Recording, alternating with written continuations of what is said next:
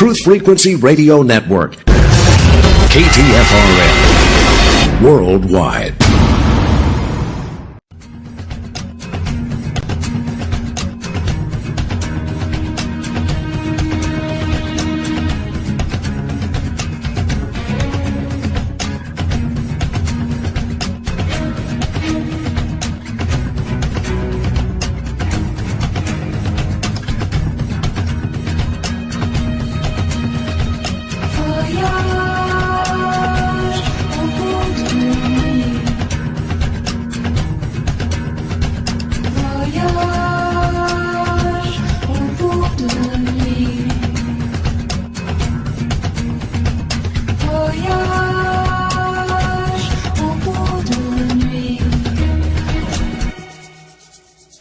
Welcome, Shadowland Voyagers.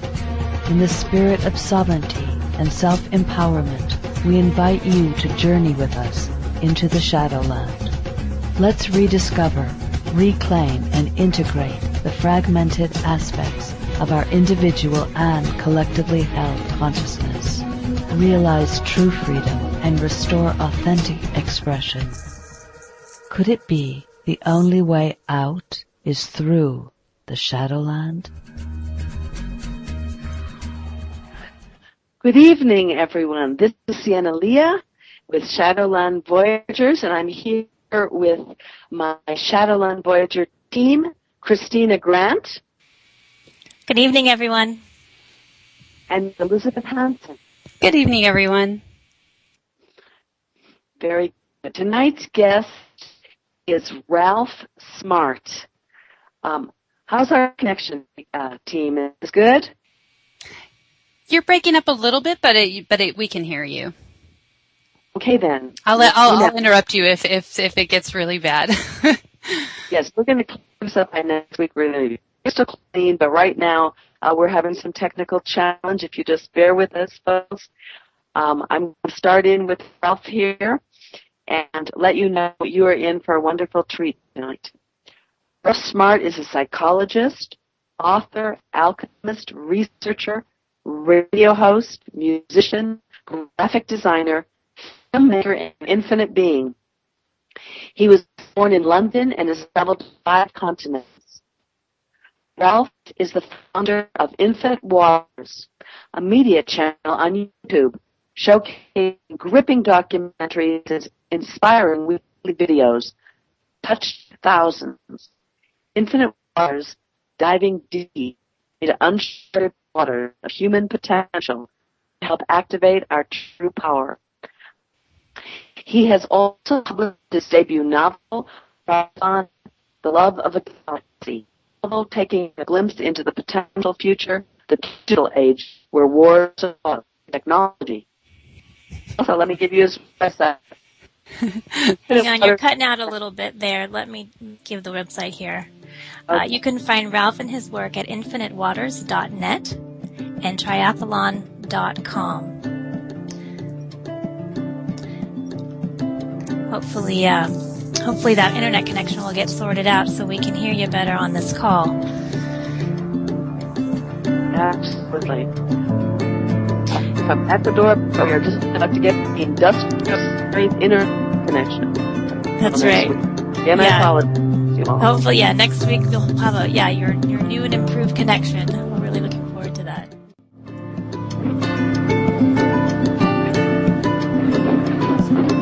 Mute your mics, please.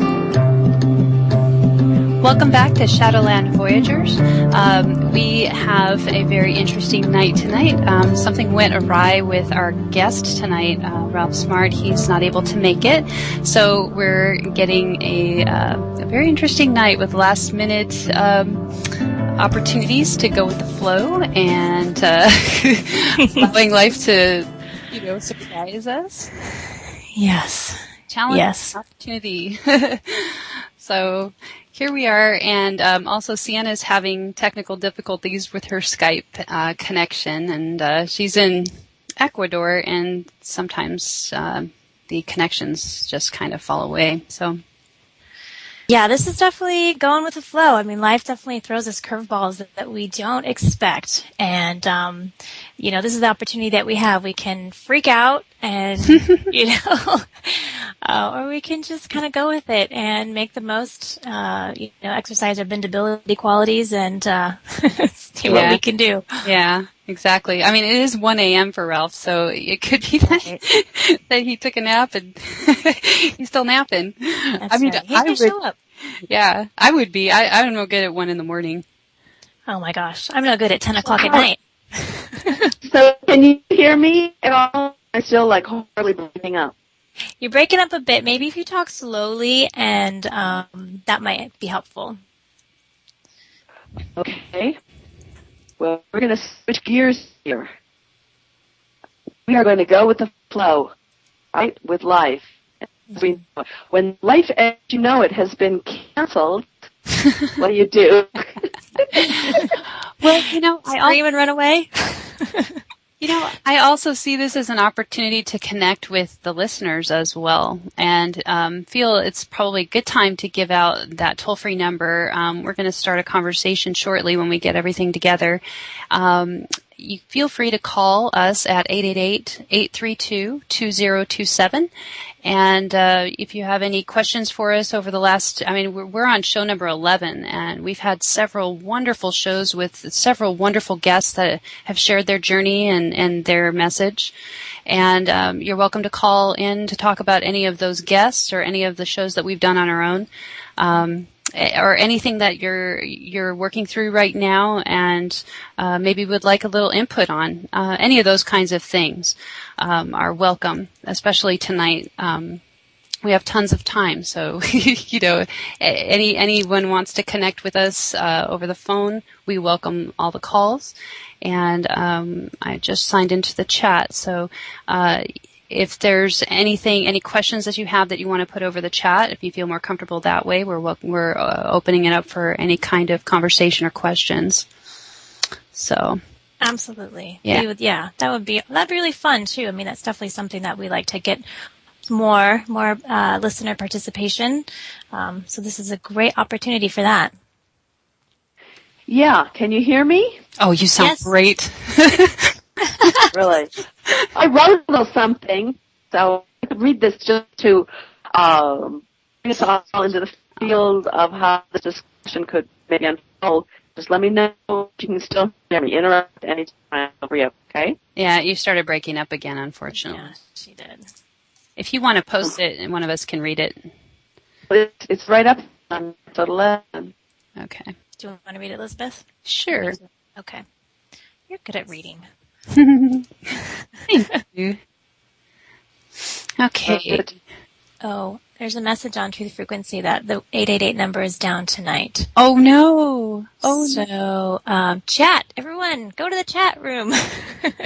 You get to it off the main page at Truth Frequency Radio, and you go to Listen and Socialize tab, and you just scroll down to the chat room, and we can find us in there. Also, the 213 number works, which let me see. I'll look for that. Why don't you go ahead and read, Elizabeth? Okay. Sienna wrote, and I'll look for the number. Okay. Many of us are now in a moment when life as we know it is no longer stable, predictable, reliable. Many of us are losing or cannot find jobs, even with advanced degrees. Some of us stand to lose our homes, our relationships with our health, and our families. As the truth frequency rises, all that is false and does not serve life is being exposed. It's everywhere. The lies, the corruption, the threats to our security, health, well-being, and survival are flashed before our eyes through a media that is constructed to feed our tears and insecurities. It is quite the ride, quite the test. If you're listening to these words tonight, it is because our regularly scheduled guest is unable to be with us. And so a few short hours before airtime, we are in the same boat as any of you who are challenged with these realities. Our regular show has been canceled. Tonight we would like to explore how to flow with the unexpected and difficult and access the eternal river of life we are all true. Yeah. Sorry, we actually my writing is Elizabeth, sorry. I'll continue. Sometimes it seems we are being asked the impossible. None of the normal prescriptions for reality fit the actual situation. Stripped of normal circumstances, we have unprecedented opportunity to rise above and discover the true potential that may be lying dormant, just waiting for times like these. We would really appreciate hearing from you tonight, your circumstances, what has been canceled in your regularly scheduled life, and how you might improve your ability to respond. Our chat box is open, good to go. So feel free to, have any comments, questions, or anything like that in the chat room. So, yeah, it's kind of funny what we're experiencing tonight, because this is like one of those things where, one might freeze and all of the fears come up to be just, to be looked at and worked through, like all of those limitations within yourself to be expressive regardless. Because I'll tell you what, the three of us ladies could have a 2-hour conversation without being on air with no problems at all. So it's true. But I'm feeling this, I'm definitely feeling some fear coming up in me, oh no, now what, but I know we can flow with it. And so what is that fear? What is that fear that comes up? It's that the unexpected, it comes at you from left field. You didn't know it was coming and you're taken off guard. And it could be anything. I mean, obviously, tonight it's the radio show, but I mean, it could be driving, on the road and, someone swerves and you get an accident, or, anything. Your boyfriend breaks up with you unexpectedly. I mean, all kinds of things happen in life that you did not expect. And it can throw you for a loop. But what can we do in that situation? Do we succumb to our fears? Can we let go and see the opportunity that lies ahead of us and move forward with confidence in who we are and our ability to flow with life? Yeah, I think when we look deeper into that fear, what I see is that, I'm now putting my voice out there to many people that I can't see. And, there's this desire to have a certain perfection in how things are done and how things are laid out. And when there's unsurety of perfection. Mm-hmm. And quite frankly, even when we're sure of when we, make all our lists and all that stuff, there's still the opportunity to be less than perfect. And somehow I feel like that is attached to this idea that, there will be no love if we're not perfect. Mm. Yeah. Mm-hmm. I mean, can you hear me? Yeah, you sound okay. I didn't mean to interrupt you, Christina. Oh, no, it's fine. Really, if you look at it, this is what the challenge is, because for thousands of years, the matrix, artificial construct, the patriarchy, you do things by the book. There's an authority. They tell you how to do things. You do things that way, and you're safe. And the implication is that whatever really is internal connection to your own knowing, to your own authentic self, is not safe. It has been a no-no, because they're using that energy. They don't want us to access that energy. So many of us feel pretty wobbly when it comes to all that we cling on to, all the rule book, gone, doesn't function anymore. And this is where it is self-worth, right? Because, we've really been programmed into thinking that we cannot hold our own. We cannot show up and be appropriate. We cannot show up and be valuable. That we have to have a role, right? We have to get a PhD. We have to be somebody in the matrix for people to hear us, for there to be significance in our actions. And so we've been indoctrinated into don't be yourself. That's not appropriate. That's a little out of control. That's a little bit of whatever. All those programs, and now it's all breaking apart. We have the daddy is a psycho, and all those rules were there to suppress us and use energy. And we are like, Yeah, they definitely don't want you doing anything outside of the structure. That's for sure. Going with the flow is very scary for them. Because anything, creation comes out. Creation is what gets expressed out of us when we're in our true authenticity, and that's really not valuable to those structures. So that's very heavily programmed. That's something Ralph talks a lot about too, is letting go of society's expectations. That's a really big part of his message, and that's really where we're at this time is letting go of all those things that have been imposed upon us and ways of doing things, and really, like you're saying, finding our voice, speaking from our heart and being authentic. And, that's so much different than what we're used to doing. But it is about letting go and going with the flow. Yes, Ralph, the master artist, that he really is. And we were going to have Ralph for us tonight. This is funny, really. It's like some sort of a coming out party. Join us in this unscripted moment. 1, 2, 3, go. I used to have a recurring as a child, actually all my life, that I would be getting to go on stage and put on makeup and doing all this, but I didn't know what this was. I didn't even know what play was. And it was just this horror. And it went on and on and on and on. So what aspects are triggered, and you don't have you don't have a job, you don't have anything that you thought you were going to have. Yeah, and I think that this is happening for many people. People getting laid off from their jobs, can't find work, just out of college, and there's, it used to be like you'd go to college and they'd have assistance programs that would assist people in finding jobs, for any major, minor, any of that. Now you're on your own. And this is the state of affairs for a lot of people, where it's just people are ending up doing things they really don't want to do.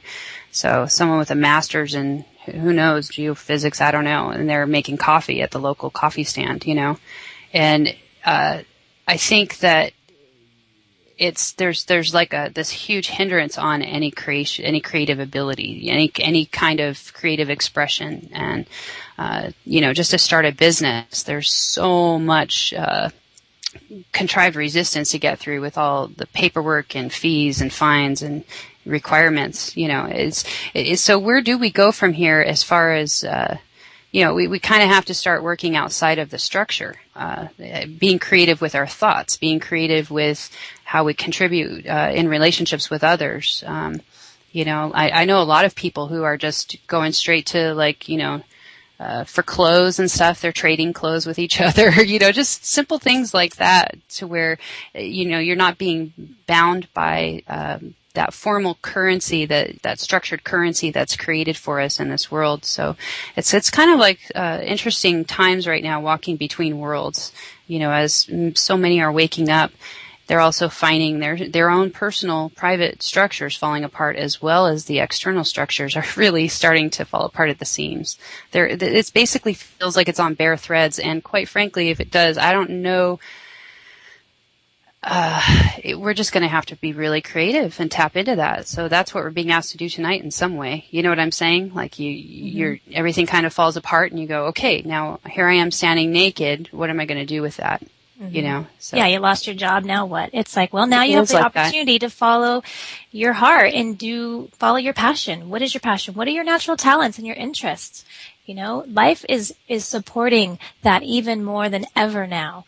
And if you start down that path and you start following that deeper part of yourself, life will show up and life will provide.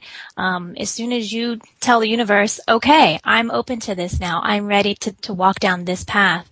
That's when the doors fly open. That's when the unexpected calls come in. That's when, you meet this person who introduces you to that person. And so it's all about just really, letting go and being true to yourself, true to who you are, not what society tells you need to be doing with your life. What do you want to be doing with your life? Yeah, it's that fear that gets us in that frozen state. Like when I realized tonight, my mind went blank, and I'm like, okay, and it's like, there's a touch of fear there, and Ralph actually pointed this out. He said, fear stands for false evidence appearing real, or I think that false experiences. Yeah. False emergency appearing real. That's what it is. False emergencies appearing real. Did I get a message? Is that what you're saying? Yes. No. We have a We'll talk about that on the break, but I wanted to finish my thought. False, what was it? False emergency appearing real. Thank you. False emergencies appearing real. See, it's not really an emergency. It's asking us to just step up and go ahead and take on the conversation. That's right. Yeah. That's right. Life is throwing you a ball, Yeah. And, you can stand there and not do anything. Get hit in the face with it. or turn around and run with the other direction. Or you could freaking, raise your bat and swing at it, Yeah. And this kind of stuff goes on all the time too. It's, that we're caught off guard. Yeah. It's unpredictable, not static. And it throws us, loops for fun. Okay, guys, we'll see you on the other side of the break. Good job.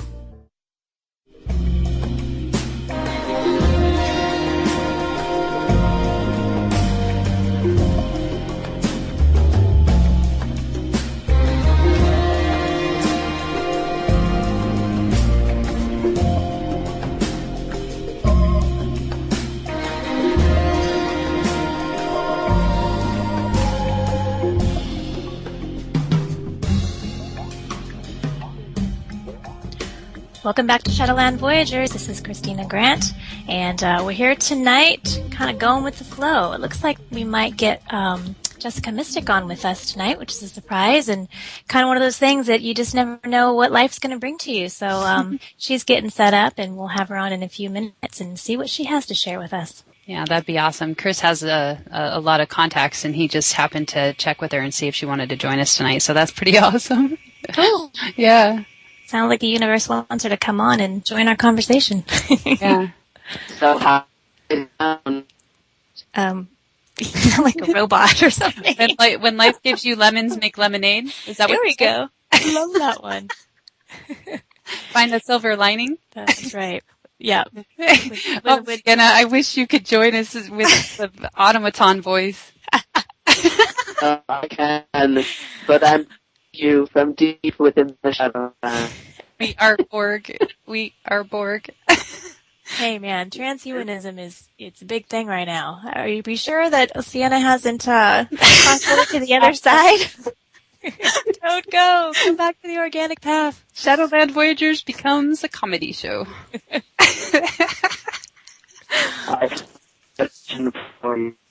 Oh my goodness. It's pretty terrible. We just need to stop. We just need to stop right now. Okay, let's dive into some shadow diving topics. Okay. I was going to say that my first reaction, not now, before I'd done a lot of this shadow work and I was quite polluted, my first reaction when something didn't go as expected, especially something really big that you're like, oh my God, is I would have anxiety. This feeling would just well up around me. I felt scared and trapped and like I didn't know what to do. My brain would go blank. And I've learned that part of getting through that anxiety is because your first initial reaction is to fight it, or at least mine was. Just resist the anxiety, right? Of course, it doesn't feel good.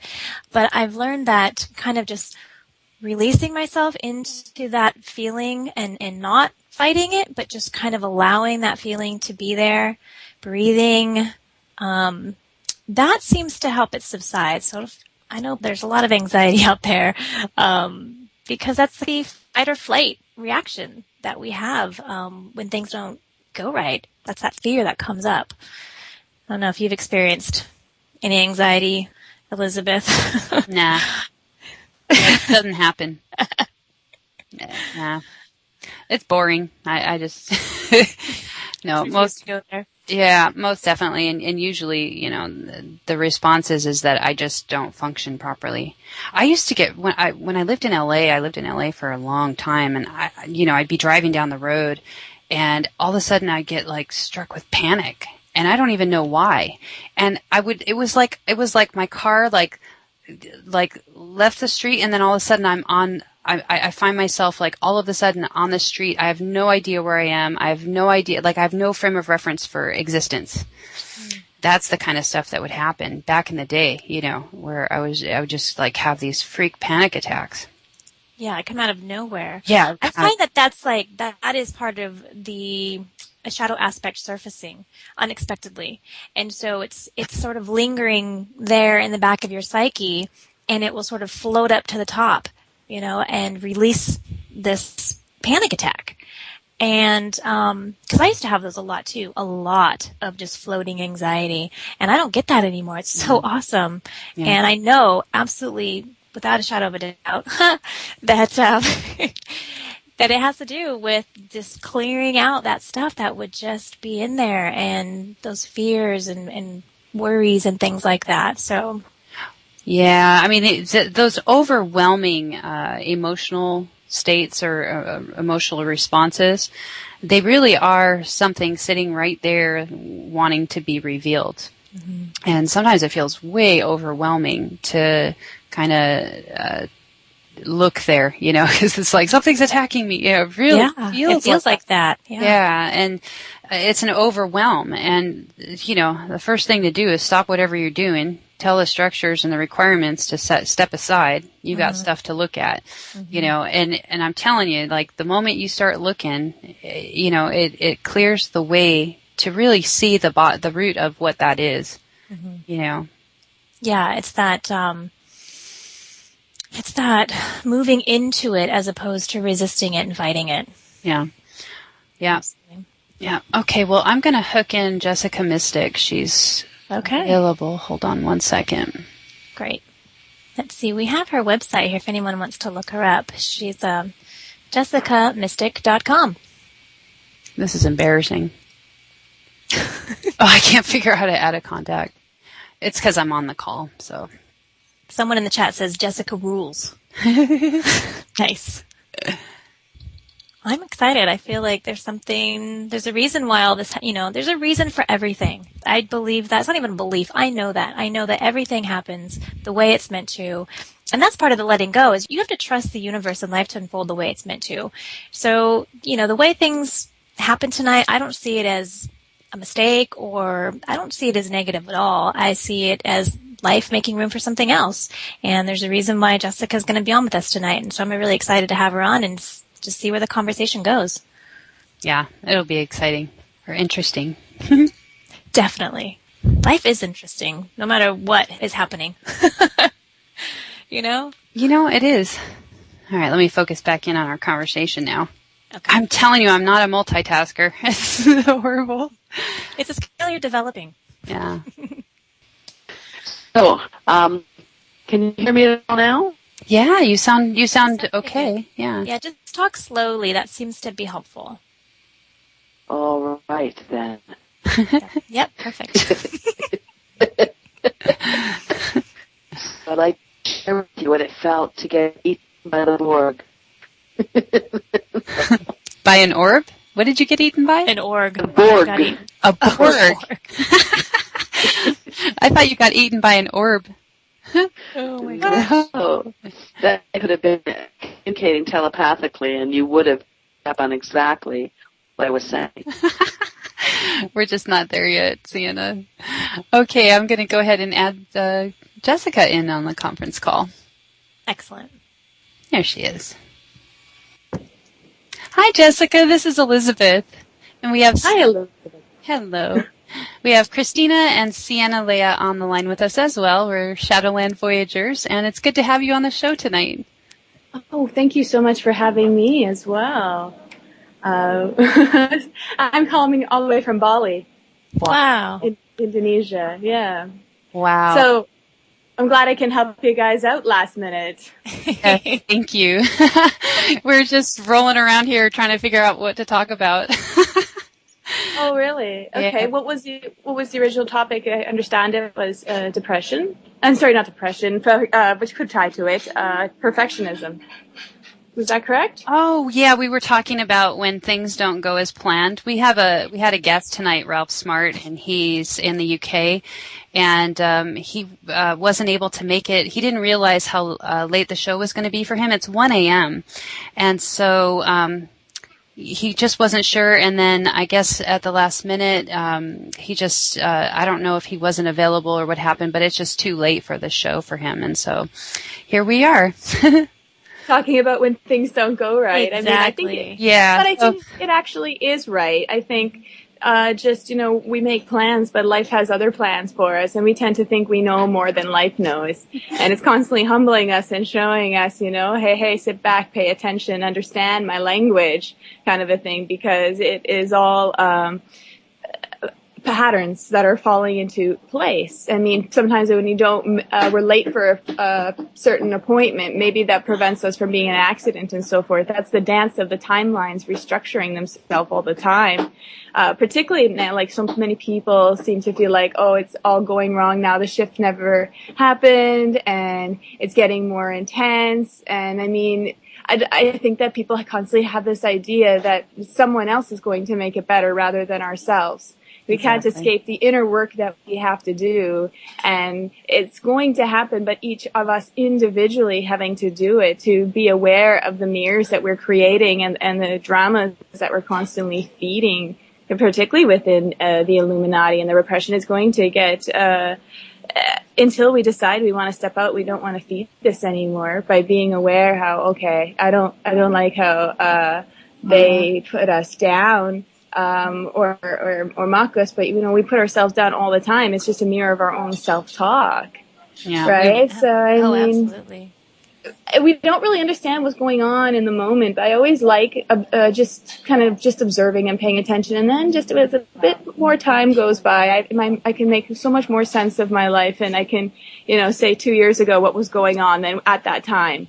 I'm sure a lot of us are just like, because we have to look at it almost like a single thread in a tapestry, though its color brightly shines. It can never see the purpose or the pattern of a grand design, because we're looping back and forth, 2 steps forward, 10 steps back. It's like, what the heck is going on? This makes no sense.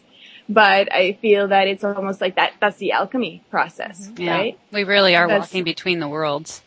See, we're in a slingshot, being propelled further back, and because when we're released, we're really going to fly forward. I mean, most of the time, what people have experienced when it comes to consciousness is just little flickers here and there, and having to stay in that constantly and live in this world that's not yet there is almost dangerous, because I work with people all the time who are awake, but they're always being threatened to be put away in mental institutions, and realize that a lot of the mental institutions are filled with people who are awake. And they just can't function in this world, and because they awake too quickly, so there is a recipe of the process of how much we get it at what time, so that particularly because our mind is trying to understand it, and the mind can't possibly understand it.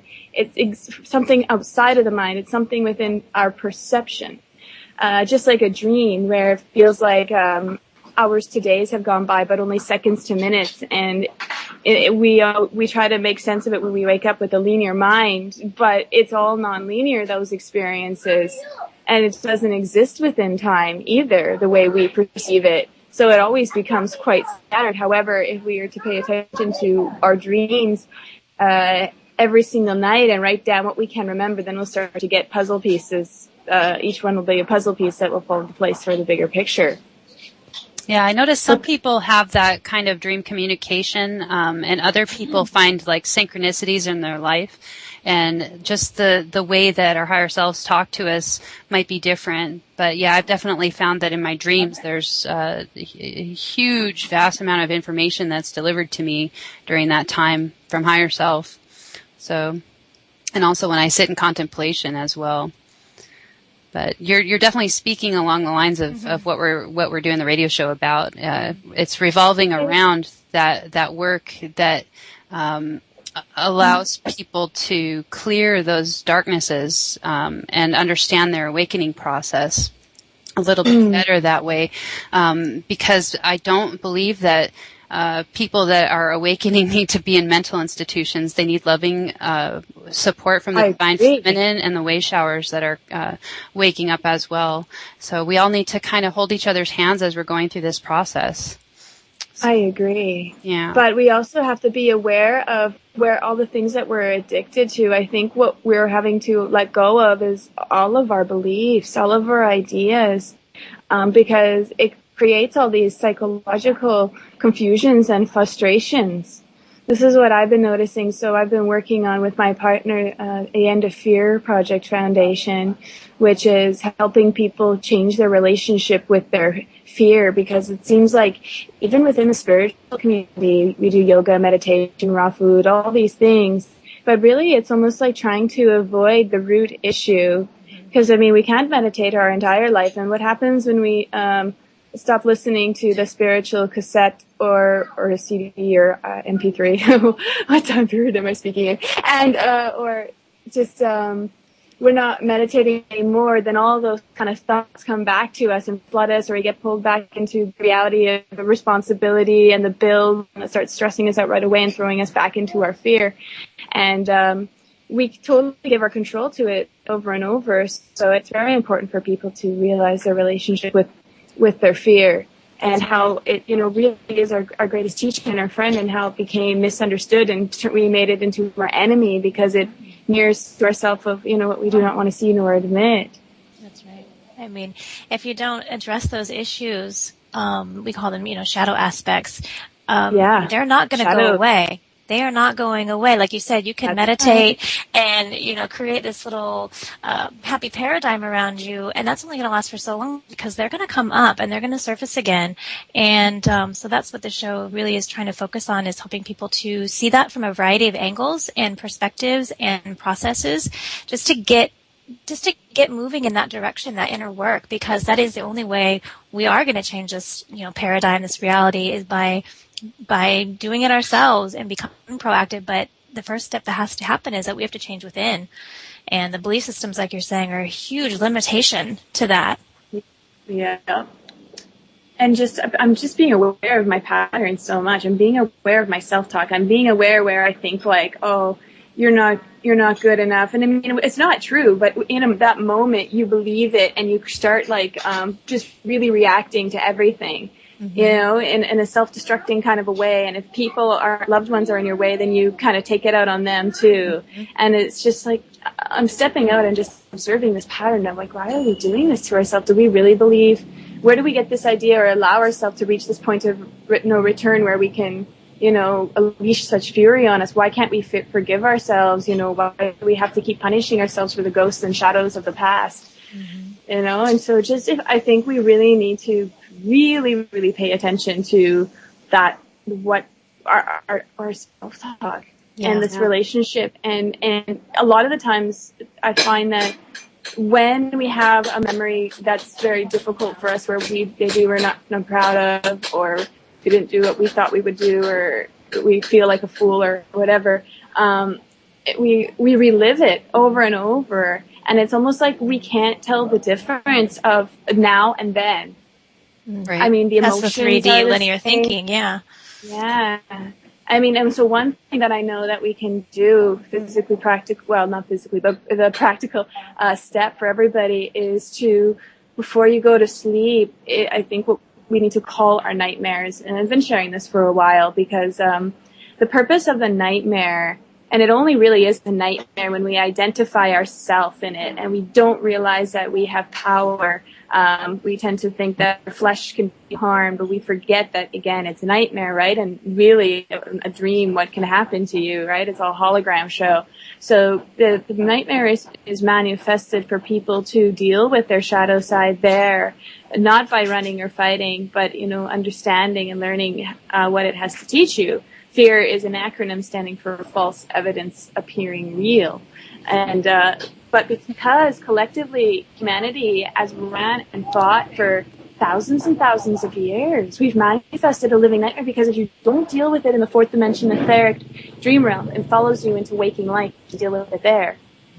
So it's our way of removing that little drop that we're contributing to the flow. It's, pushing ourselves into our fears and constantly overcoming them, and understanding that, when we're in fear, we're manifesting things to happen quicker in the fear direction, because people tend to think, hope is stronger than fear. Actually, fear is stronger than hope. It's a more denser, heavier energy, and hope is still a form of doubt, like Yoda says. There's no try, there's either do or not do. Hope is like a try. So that's why the fear can always win. And fear, every time we're in fear, we emit the pheromones too, which causes things around us, like if a dog to bite us, a bee to sting us, and to be, attacked in various different ways, even maybe accidents and car accidents and so forth. We're emitting this kind of energy. So if we're aware of it, and when we're emitting that fear, then we can kind of I tend to look at it like we're a character in a movie. I don't need to give all my energy and lose my emotions totally to that character. I can just observe and the psychology of what's going on.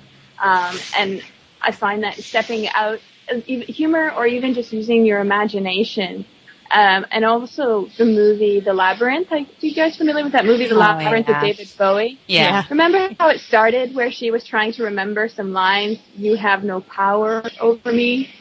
And then that's how it ended too. How she broke the spell. You have no power over me. Yeah. I've tested this so much in my life, and I've even shared it with other people. We've applied it in situations where it was going to be a very dangerous experience, where they could have been shot, and just saying you have no power over me is almost being aware that waking life is also a dream, and that you can bend reality in that way and speak to that person's soul and who they really are, not their character or their role that they're lost to. Like if they're only told they're bad, that's the only idea they ever have, and then it becomes a self-fulfilling prophecy being played out, right? And so people, when they go to a mental institution, they're told they're crazy, and they believe that. They try to play that out as that they think that's their character, their role, and it's like spells. And this thing for prison, the mentality in prison is, oh, you think you're bad, you think you're tough, let's see what you've got, and that just amplifies it. And so you're right, we need to be very gentle with each other and understanding, but we also got to be aware of our words and our thoughts and how they're casting spells consciously to people, how we're creating and feeding the shadows. Also knowing that, okay, there's a lot of good to the dark as well, right? I mean, if it weren't for the dark, how could we appreciate the light or the stars in the sky and everything? So, I mean, it's that imbalance at playing favorites within our mind, where we favorite the right brain rather than the left brain. And if you do that with your children, of course, it causes hell. Yeah. Right. And so in hell, eternally, it first starts there, because your mind starts getting upset that you're playing favorites with one over the other. And then choosing one brain over the other makes you into half, to begin with, aren't we, a whole brain? Right. Yeah. And I mean, the brain is just one part of us. It's not it's just, I mean, it's a tool. It's just been in control for so long and being told it's a boss and all there is for so long that has been believing it, and it's been playing that role out. And that's also why we're experiencing the reality we are. The heart has a part to play too, and all the other organs. It's a collective, co-creative thing that happens inside and then they're reflected outside. Mm-hmm. You're speaking our language. I didn't let you guys speak that much. I just went on and on. No, it's beautiful. Yeah, I really love what you're sharing. Thank you. You're welcome. You're talking about dreams, and I was also having the sense that there's only so much that we can experience in life. I mean, there's only so much, quote-unquote, time in a day. And I feel that through our dreaming, we can work through so many issues kind of all in one go. We can work out, karmic ties, if you want to call it that, with other people. There's so much we can do in our dreaming realm that we can't necessarily get done in the waking world. I'm a dream guide. That's what I'm known as. Okay. A lot of people, when they saw my Project Camelot interview, they recognized me from their dreams. Or I would visit them when they were younger, or parents would be watching and their kids would be like, oh, I know her. She came to me in my dreams.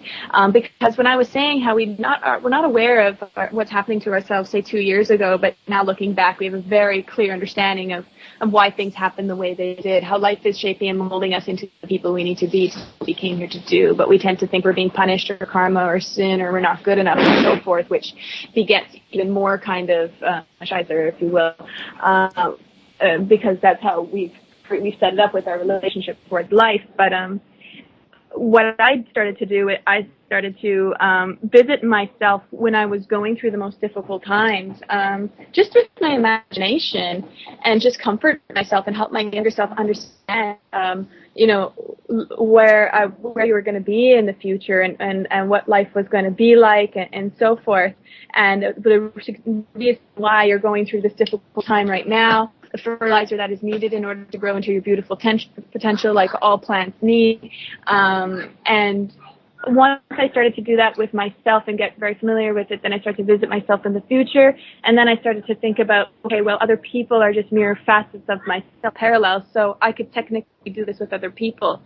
And sure enough, every night before going to bed and right upon awakening, I'd always project the spirit out like a blanket, and looking for people who were similar energy signatures, sensitive people who were not, able to stomach the system so easy, always rebelling, always questioning. I was searching for them and comforting them in their past, because I feel like we are allies, we're meant to work with each other, and we're doing it behind the scenes. Like, I've worked in the film industry as well, and I know how when the cameras are rolling, we all pretend like we don't know each other. And we're, Mm-hmm. So I know that's what waking life is. And then I know that in the dream, it's like the cameras are shut off and everybody's all hanging out backstage kind of thing. Yeah. So I keep that in mind as well while I'm doing this. And I've had great success with it. I constantly, almost every day, I get like 10 emails that are always.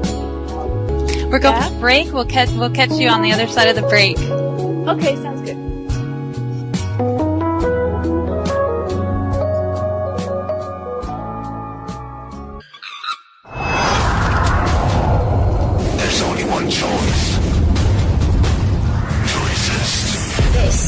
Truth Frequency Radio Network.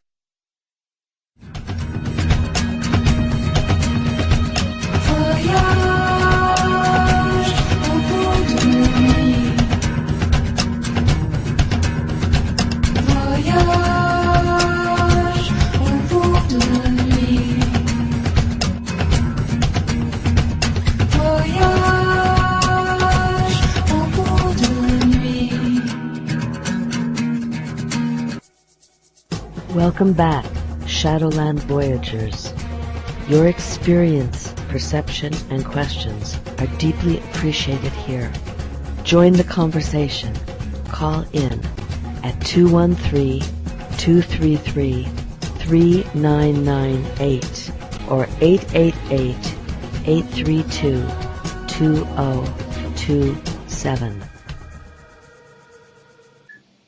Welcome back to Shadowland Voyagers. We have Jessica Mystic with us tonight. It's such a wonderful pleasure to speak with her about all these wonderful topics she's bringing up. There was a poem that I think she's going to read to us. Jessica, can you read that poem to us, or would you like me to read it?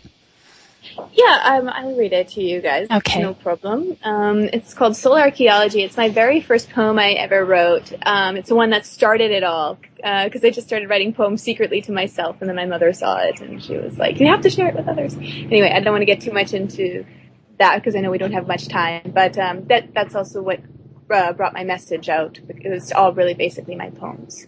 So here we go. Soul Archaeology. Rich, sweet fruit grew from her limbs, round, plump, and ripe.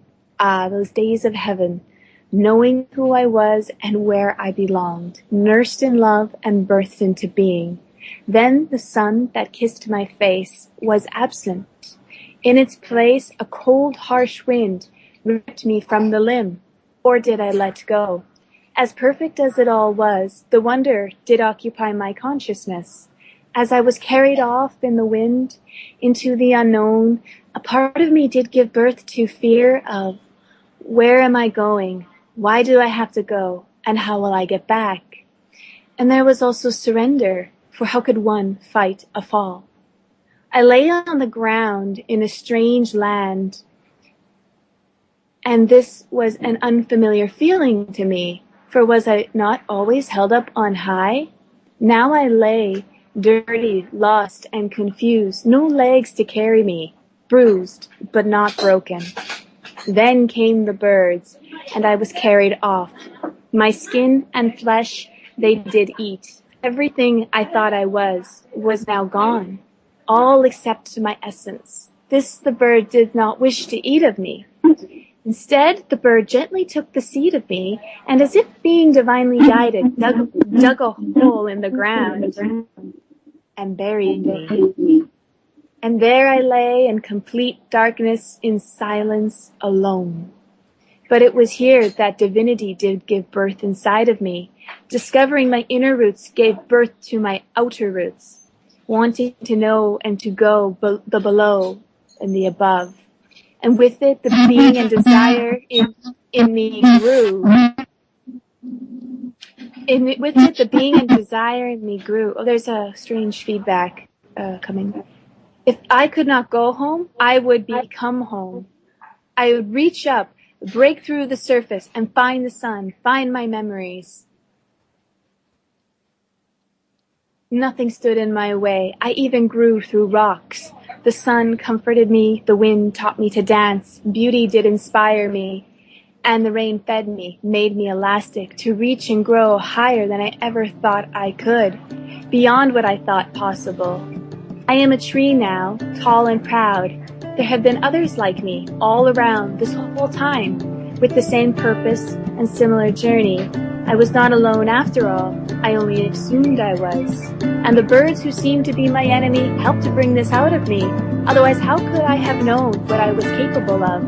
When all the layers of self are stripped away, I became green and gave birth to fruit, loving and nurturing. I gave it all it would need for preparation, when the time would come for its own journey.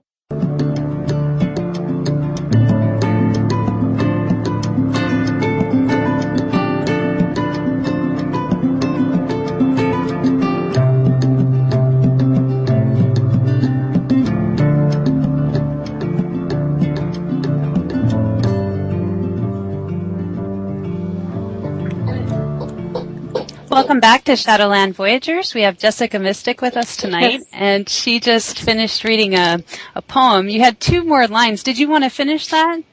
Yeah. Okay, so what do you guys remember last where I left off, where the music went at about? That you weren't alone. Okay. That you realized there were many that everyone was in the same. Okay, I only assumed I was alone.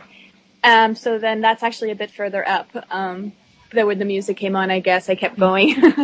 And the birds who seemed to be my enemy helped to bring this out of me. Otherwise, how could I have known what I was capable of? When all the layers of self are stripped away, I became green and gave birth to fruit, loving and nurturing.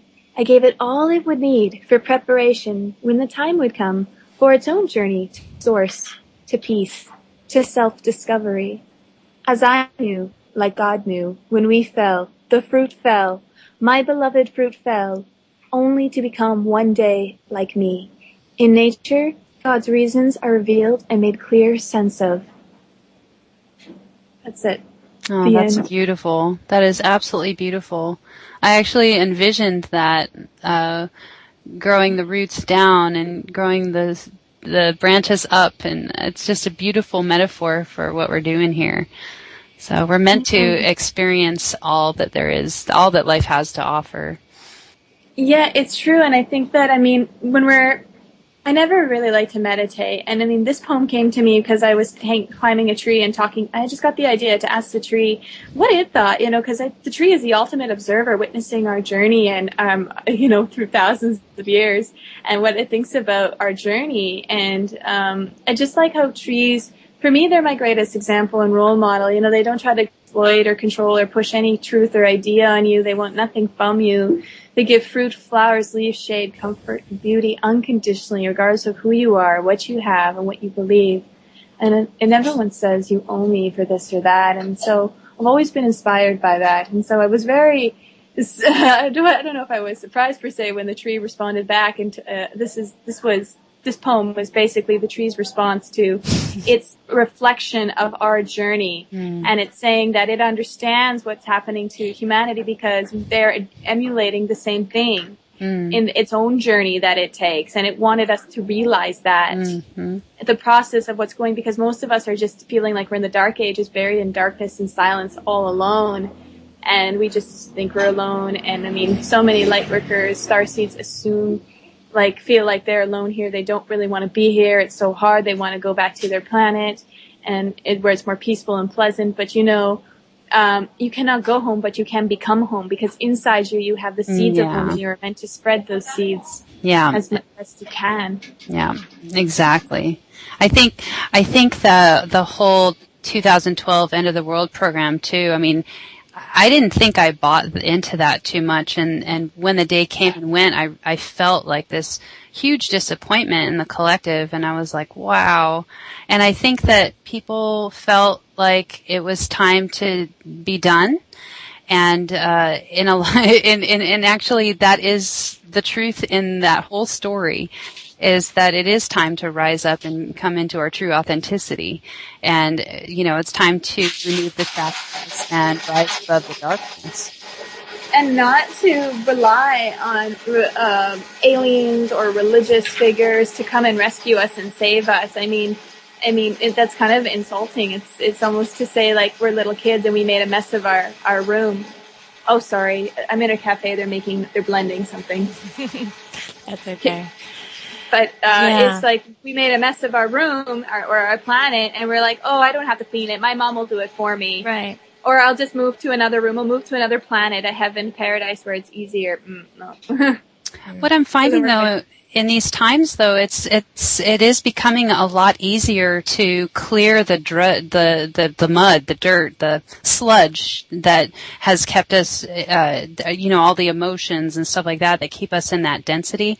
It's a lot easier to kind of strip that away and to let things go. Like if there's past traumas or anything like that, it's easier now more than ever, that I've noticed. We had a guest on a couple weeks ago that talked about this too, and I'm feeling that this is the time of the unveiling, even, in our own inner landscape. And the energy is fully supportive of us coming into our divinity outside of authority figures, on our own, with our own inner strength, with our own inner knowings, with the tools we've gathered along the way in the darkness. I mean, we're strong. We are so strong. I feel like we're the seed in the ground, now we're bursting forth through that shell, that resistance, and we're breaking through. What are you experiencing, Jessica, in this time? Oh my goodness, I'm getting my ass kicked. To be honest, I particularly because I live in Bali, and Bali is a volcano, and it's a super volcano, and the energy here is extremely intense. It takes takes what is inside and brings it outside, and shapes it, moves it, and puts it back into you. And I'm dealing with all my fears and all my darkness, because I really want to clean out my closets. I don't want to, keep. I'm like I said earlier, where all the patterns that I'm noticing. I'm very honest about my journey. I've never wanted to appear like I'm a perfect together light worker or star child or whatever, crystal child. I fight this pedestal that I keep being put on where I can't do any wrong and I'm perfect. And so I'm like, no. Look, I've got this stuff going on. Check it out. Okay. I even burp. No, you can't do such a thing. In Spain, they were absolutely shocked.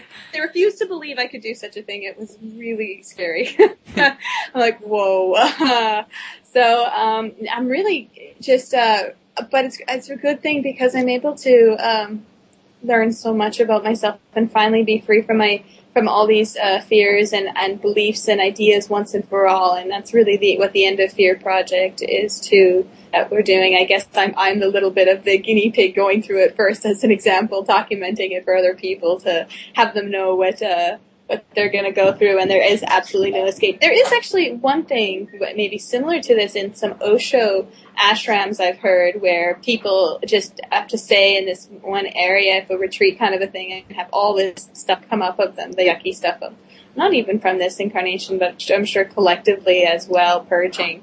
And just knowing how the patterns and the phases so you don't fall into the traps, just like I'm sure that that seed must get extremely upset being buried in darkness and silence, and the fertilizer and, oh, life hates me, it dumps all this shit on me.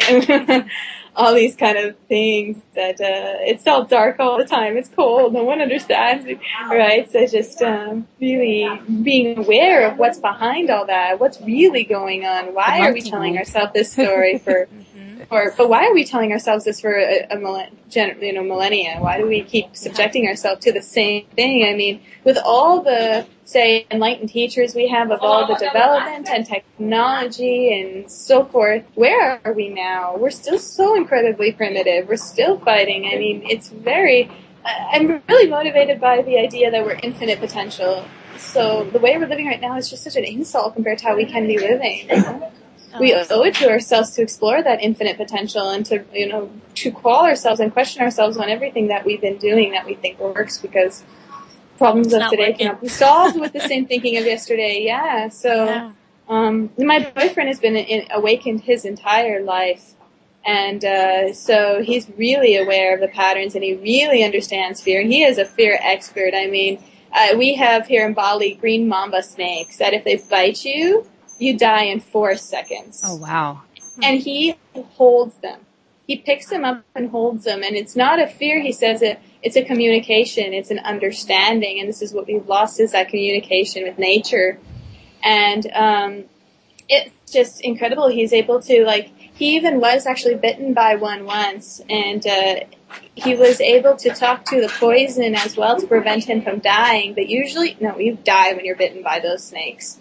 And I've just constantly seen him he doesn't live in any fear at all. And he just lives in this state of peace. And it's absolutely fascinating to observe him, how he lives, how he thinks. He's very much in touch with his inner child, where our inner child, I mean, sure, we would be afraid of things, but then we would kind of also laugh at the monster too, like the movie Monsters, Inc., right? Or Harry Potter. Ridiculous spell to our worst fears. This giant spider suddenly has, 8 roller skates. So he uses that a lot as well, and it's a very effective tool, but having a way to negotiate and speak to yourself in that state, to remind yourself, because we tend to forget and seal off all of our tools, like we're in amnesia during the fear. So what do you do? What kind of triggers do you create for yourself to snap out of it, to guide yourself through it? That's the problem that we're facing because of the fight or flight mentality that comes up. It really I was terrified of spiders, and we have these giant spiders here, and they're poisonous, and they jump, and he made me touch the spider, and I was so afraid it was going to jump on my face. And he froze the spider. He spoke to it and said, "Hey, I need you to stay still for her so she can overcome her fear," and stuff like that. And I just had to, he showed me he gave me some kind of thing in my vision where I could experience this experience through the spider's perspective. And watching this retarded human screaming, crying back and forth, going close, running away, it's just like, but why? I don't understand, So it was very, very interesting of an experience, and now I'm not afraid of the spider anymore. And I remember when I wrote about this, guys were like, "Oh, if I was your guy, I would never, make you touch what you're most afraid of. I'd protect you from the spider." And I'm like, well, actually, you can't protect your partner from themselves and from their own psychological fears. You can't keep killing it and fighting it because, it keeps coming back and coming back, right? Yeah, you have to face it. That's right. So that's what he did with me. And it just shows the power of his consciousness, too, to be able to communicate with the spider, stop the poison. We are so powerful. We have no idea how incredibly powerful we are. And we're finding out, but... we are the original shamans. We can control the oceans, the waves. I wouldn't be surprised if we were in the middle of a tsunami and we became aware that this was a dream and we walked up to that wave and, put our hand up and it stopped, kind of a thing. Shamans are able to understand how to call the rain, how to stop the rain, whatever they need to according for their crop. And my boyfriend does the same. He calls the rain, he stops the rain. And this is the potential. This is why I like the Ringing Cedars of Russia books to begin with, because how this woman lives in nature in Siberia, with a little tiny white dress that isn't cold. All the wild animals tend to her like a fairy tale princess. And she doesn't have a shelter. She doesn't use a fire or any objects or any money. And people are like, "Oh, you're a goddess. You're an angel. You're an alien." And she goes, "No, I'm human. I'm how you guys were supposed to be had you not lost your connection to nature." This is, again, the communication. And this is what animals know so well, and we just can't seem to humble ourselves enough to listen to, a butterfly or a ladybug that knows that a tsunami is going to happen 2 weeks in advance. And so, that's why so few animals died during the tsunami in Thailand.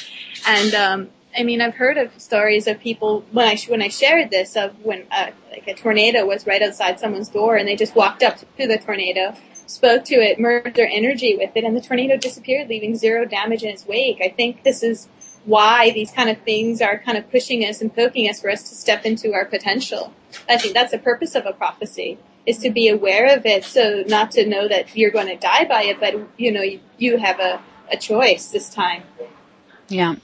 Most of them are just future, probable scenarios that have happened, and we've been sent back to avert it from happening this time by stepping into that power. So I want to go back to this fear that you were talking about, how you're working through the different fears, and how just touching the spider allowed you to recover your authentic connection with that spider and not go into the fear. Is that true?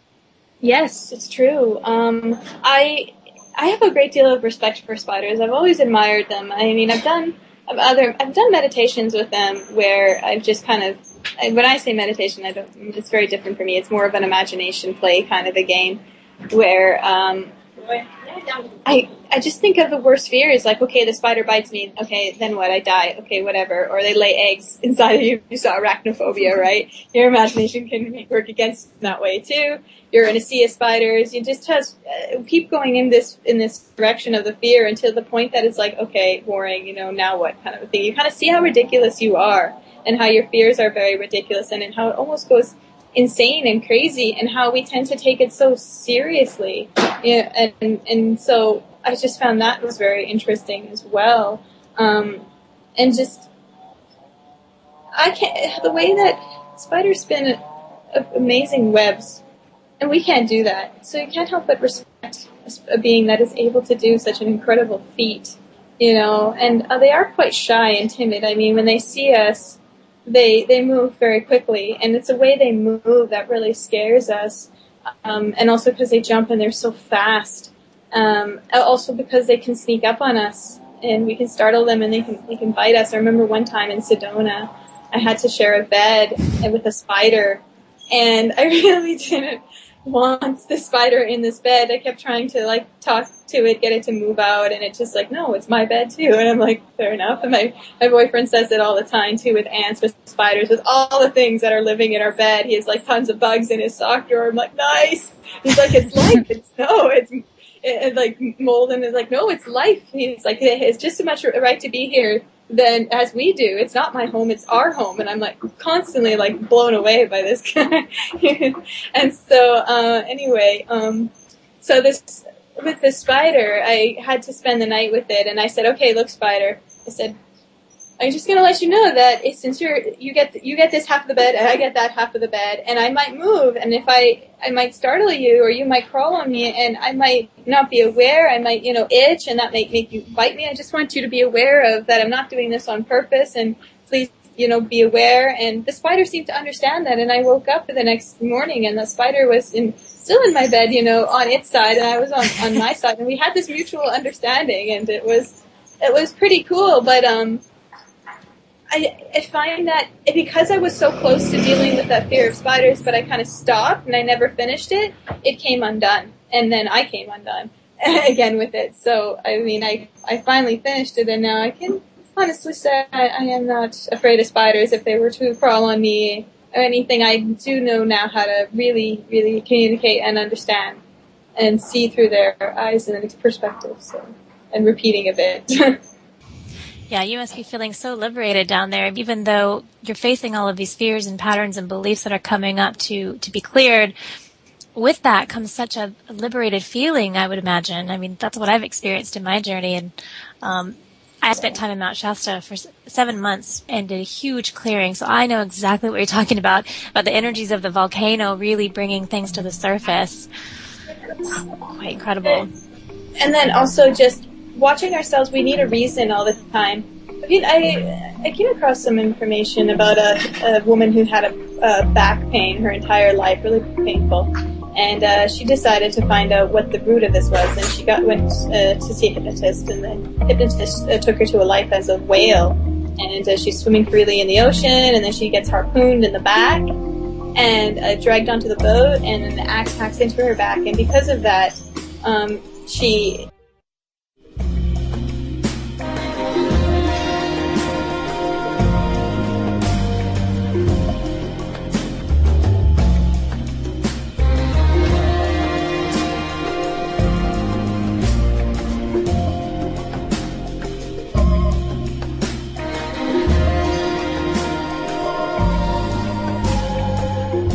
Voyagers. We have Jessica Mystic on the show with us tonight. We're having a great conversation. Jessica, you were just talking about working through fears with a spider, and we know you have about 10-15 minutes left, and we'd like to ask if you have any parting words and anything you'd like to, and information you'd like to leave with the audience tonight. Yeah, I wanted to just finish up on talking about with fears is watching when we're looking for solutions and reason as to why it is this. And I mean, this is only good for so long. At some point, you have to understand that in itself becomes a trap, because you find a reason and okay, this is the reason why this happened this time. But then you find that the next time it happens, you create another problem so you can have another reason. And so we get obsessed with this process and this pattern of having a problem and having a reason, because it's an idea of having some kind of progress. But really, we're just spinning ourselves in a circle. But we need to feel this confirmation that we're moving, that we're growing and developing in the way that we can see, as opposed to what is happening subconsciously, etherically, energetically, and so forth. So my parting words is just to connect with your inner child again. Play like you did when you were a kid. Use your imagination and create the world, the reality that you would like to see and experience. And know that there are no limits, just beliefs. Constantly call yourself on your beliefs and ideas, and explore and go beyond. And just beyond mind. And thank you so much for having me on the show. And I might even come visit some of you guys in the dream realm. I can visit thousands of people in just 1 second. So it's quite fun. But I don't remember, because that's like being able to remember, being asked to remember 1,000 TV screens and what's on this one or that one. But each person individually remembers. And, I look forward to coming on again That'd be and sharing some more things when it's not so last minute, but still fun and spontaneous. Yeah. We'd love to have you on again and your boyfriend to discuss this project you've got going with fear. Okay, we'll set that up. And if you guys want to contact me, I have a website, jessicamystic.com. It's under construction right now, particularly with the homepage. And I'm also on YouTube, Jessica Mystic 1. I'm on Facebook. You can subscribe to me there, my personal profile, rather than my page. It's just more active. And I'm also on Twitter. And, yeah. And, email jessicamystic@gmail.com. Wonderful. And Skype. Excellent. Okay, everybody, take care. Have a wonderful day, evening, wherever you are in the world. And see you in your dreams. Wonderful. Thank you for joining us, Jessica, and we look forward to having you on again. Thank you so much for having me. Yeah. Thanks, Jessica. Good night. Good night. Well, we have to thank Chris for that. Thank you so much. Yes. That was a wonderful conversation. That really was. It just fell right into flow. Yeah. It was definitely in the flow, and that was a wonderful conversation, and she touched on a lot of subjects that we talk about here. That was awesome. That's right. That's what I love about this is there are so many different perspectives and angles, but we're all looking and talking about the same thing. We just explain it a little bit differently depending on who we are and where we're coming from in our own particular journey.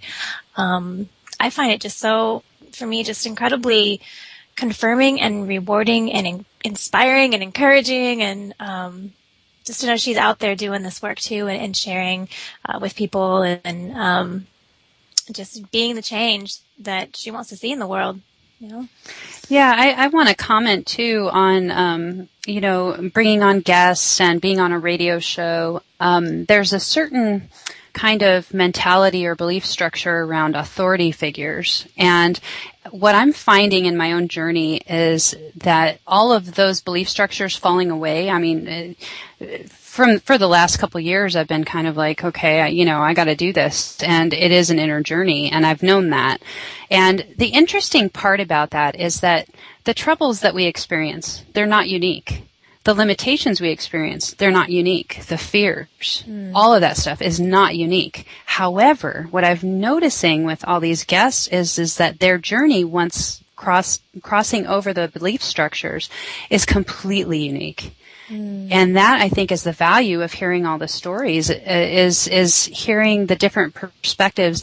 And some of those perspectives may be like juicy little items that you can use, put in your toolbox. And, you know, I mean, I know you feel that way too, Christina.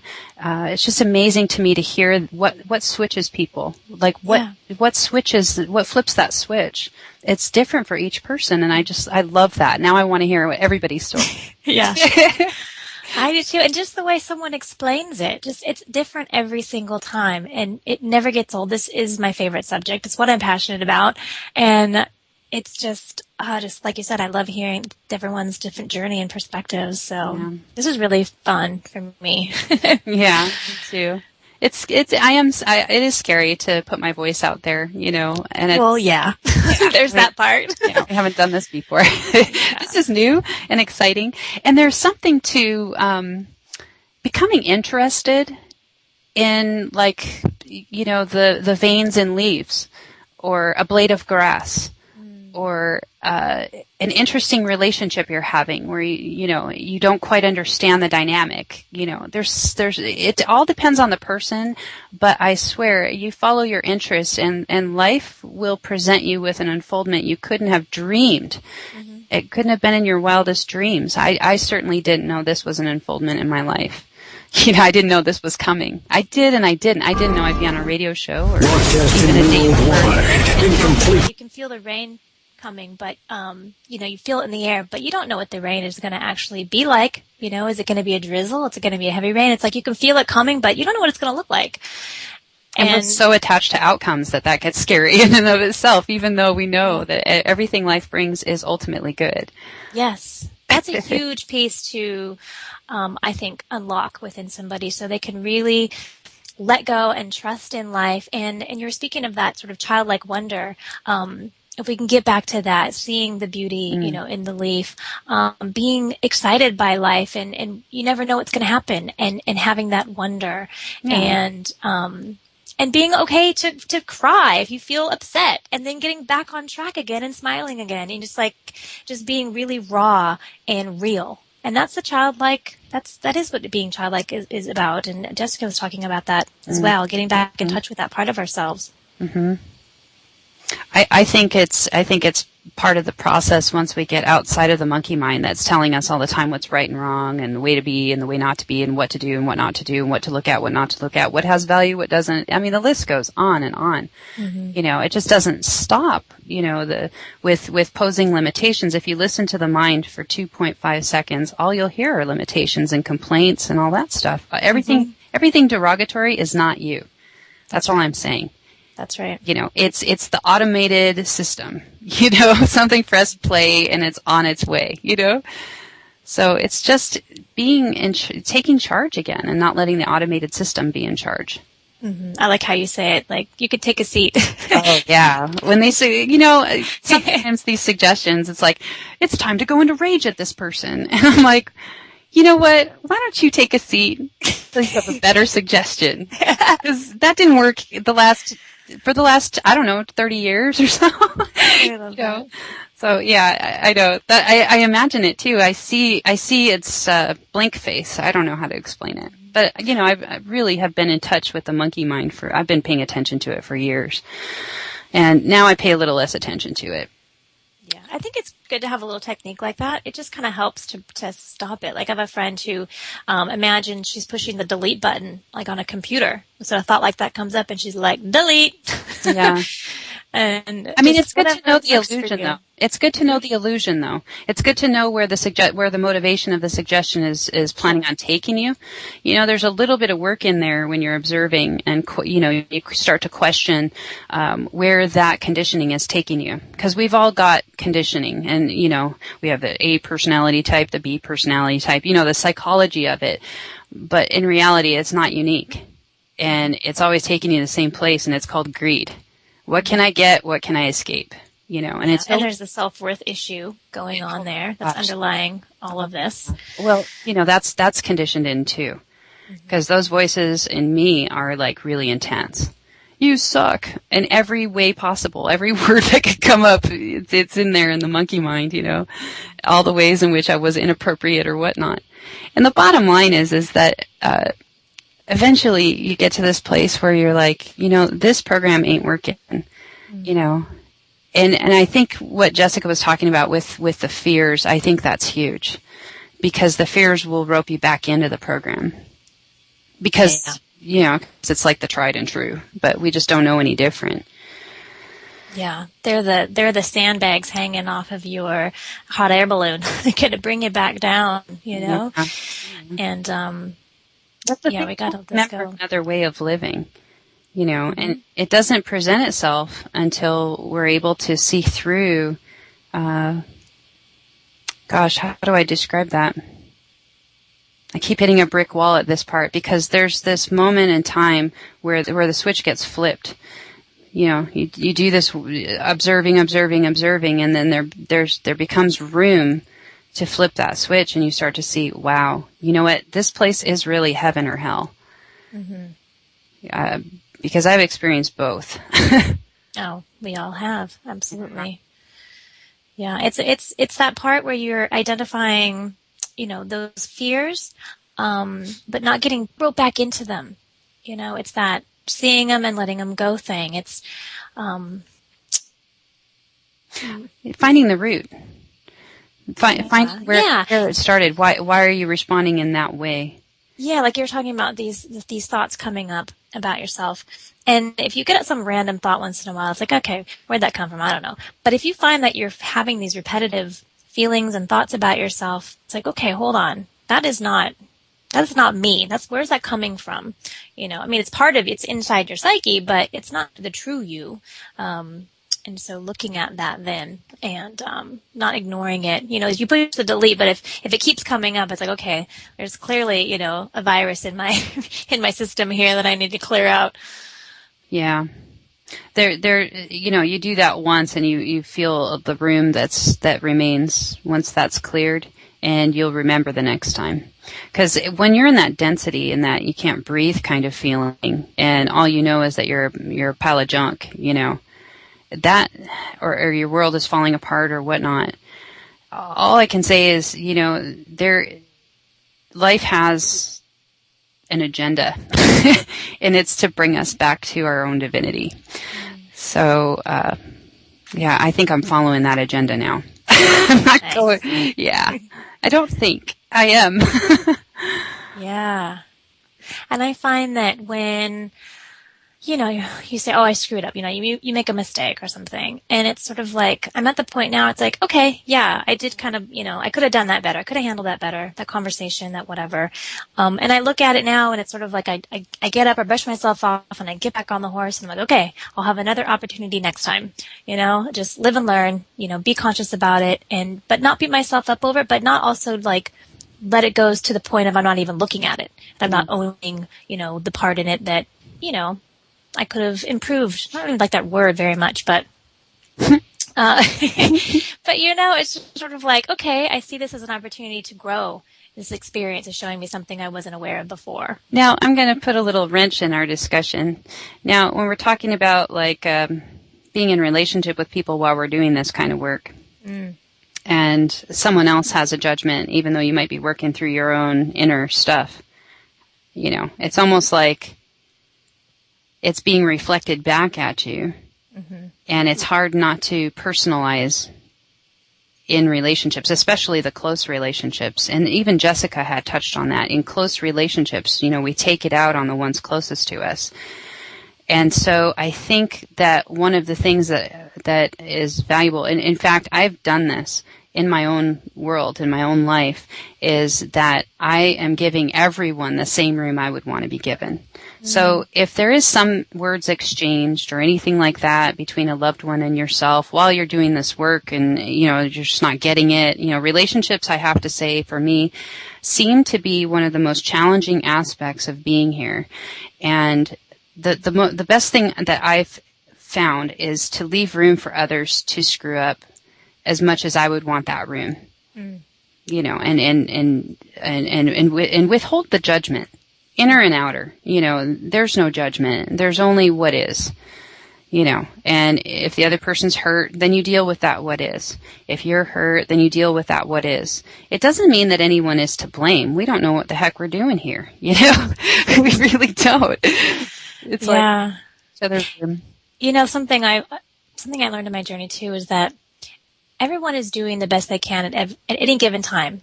Mm-hmm. They're operating at their maximum. And so you look back and you think, oh, I would never do that again, the way I did that. Well, no, because that's not where you are now. And you think back to relationships you've had and the way people have treated you. And something that's helped me to release,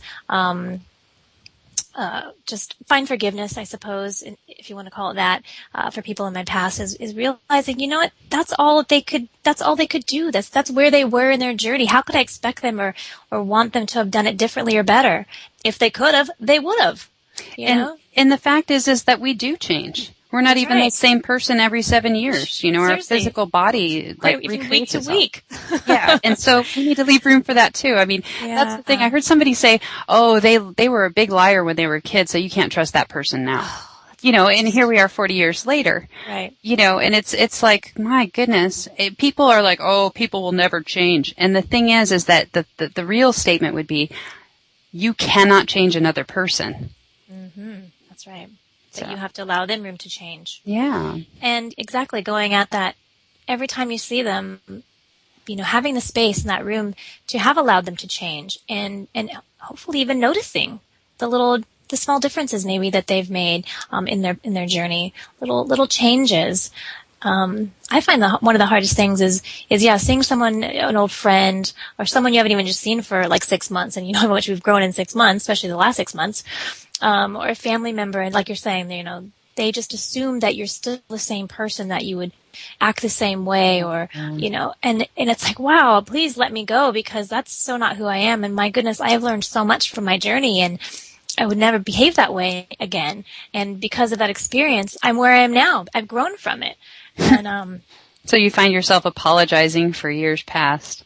Yeah, I mean, I haven't, but I just feel like this sort of like I'm being held down by, like when I enter, like say you go to a party or something, I feel like, gosh, everyone just thinks I'm the same person I used to be. If only they really knew who I was now. But you don't really have that opportunity with a lot of people that you just sort of have been passing in your life.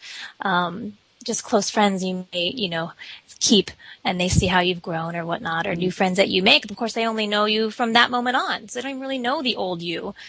So I know that from my journey, I try to hold that space open for others, Yeah. Or even like when you're meeting new people and they don't know what your journey is about. Mm-hmm. It's kind of interesting, like where you come from, and to me that's pretty interesting, because it kind of like forms an idea about what that person may have been through in their life, and it leads to a kind of understanding of their essence, like any of the difficulties or things that they've been through, the challenges, and also coming above water with those challenges. It really gives you a good idea of that being's essence and what they chose for their life, and that kind of thing is very interesting to me. But I find with regard to the relationships, the more troubling ones tend to be with the closer relationships, the familial relationships, because there is that so many years of associative thinking with regard to like how you respond to them and what they expect. Like for me, my family says, "Oh, she's so sensitive," Oh boy, I've heard that my whole life. That's the excuse.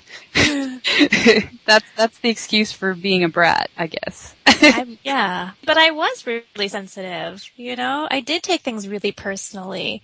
So there was a time that was completely accurate, but hold on, I'm not that person now, so but you know me now. When you look at the flip side of the coin of sensitivity, what does it mean on the other end of that? You know what I'm saying?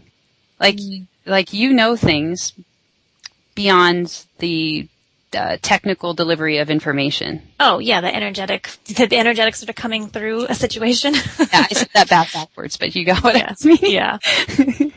Yeah. There's so much more than, I think we're becoming more aware of that, or perhaps as a society, people are becoming more aware of the underlying energies associated with within a conversation, or just all of that seems to really be coming online more now.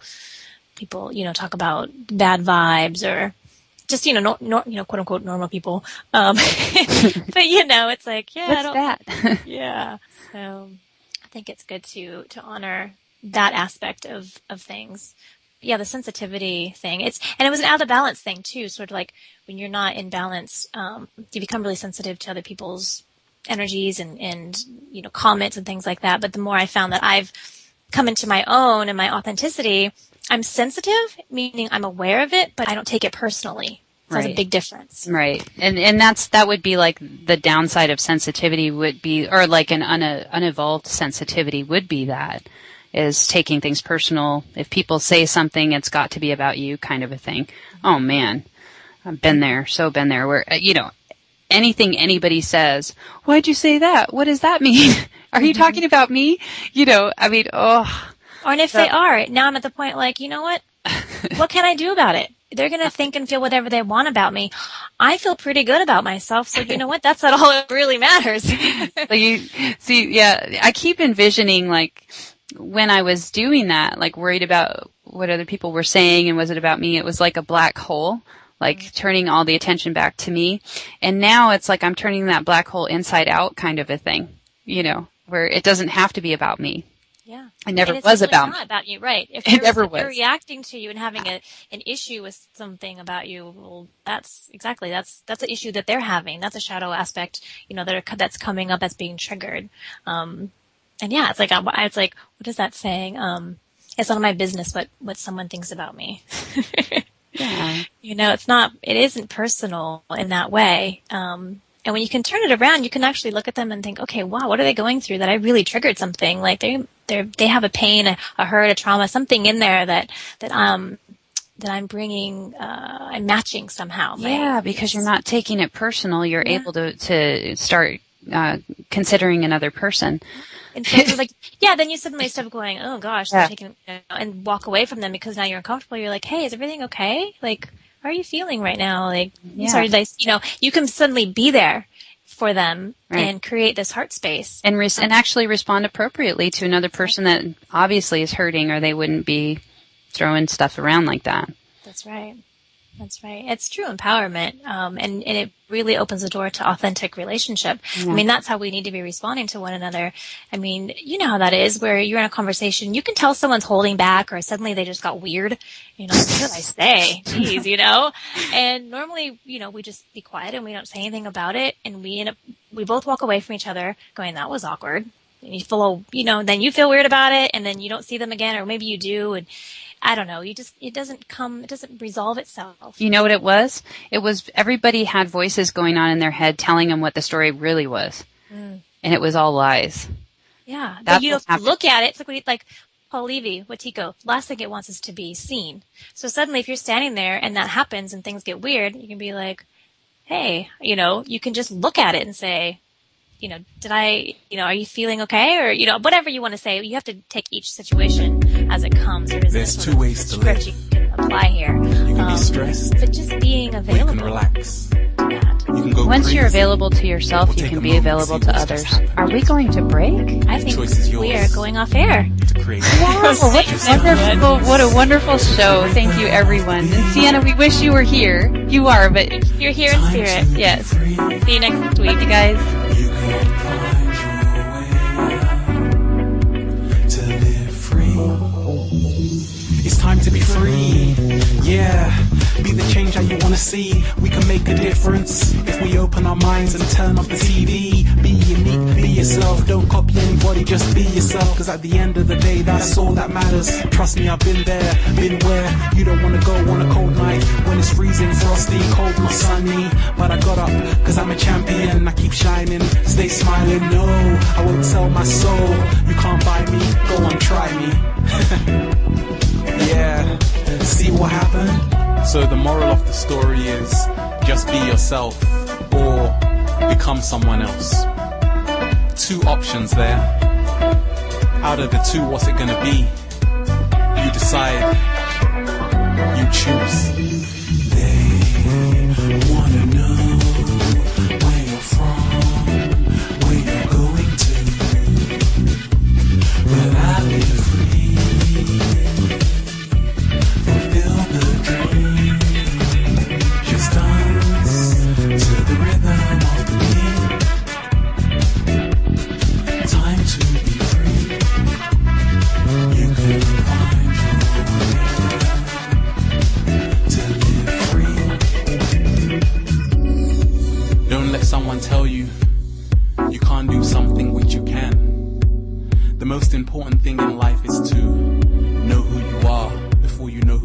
else is.